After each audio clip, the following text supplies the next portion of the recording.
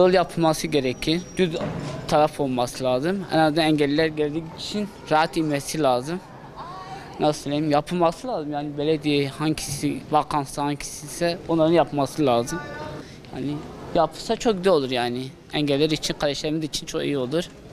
Ki gerçekten sadece burası değil, öbür camilere de gitmişsiniz, gitmemişsiniz bilmiyorum.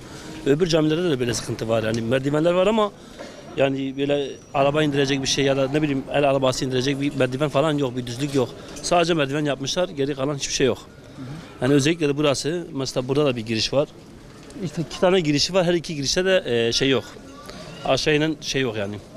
Yapmamışlar. Merdiven var ama öbürünü yapmamışlar. Bu konuda bir an önce belediyenin görmesi lazım gerçekten. Yani insanlar burada gerçekten mağdur oluyor. Yani ben mesela çocuğumla geldim. Hem araba var yani arabayı elime almak zorunda kaldım. Ama bir aşağı doğru bir şey yapmasalardı böyle bir şey yapmak zorunda kalmazdık yani. Daha rahat olur diye düşünüyordum yani.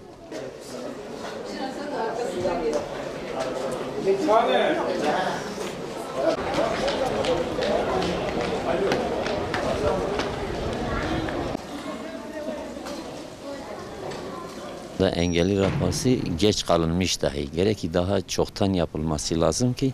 Çünkü burada gelen giden tarihi bir camidir. Millet çok gidip geliyor.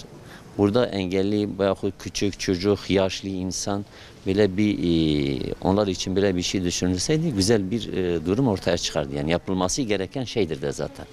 Yetkililerin üzerine düşen vazifesinin yerine getirmesi gerektiğini düşünüyorum. Empati diyorum ve kesinlikle rampa gerekliyse mutlaka yapılmalı diye düşünüyorum.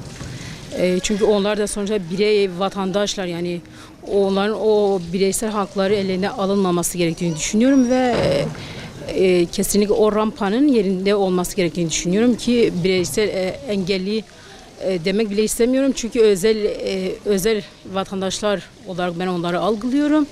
Onlar için de kesinlikle o rampanın şart olduğunu düşünüyorum.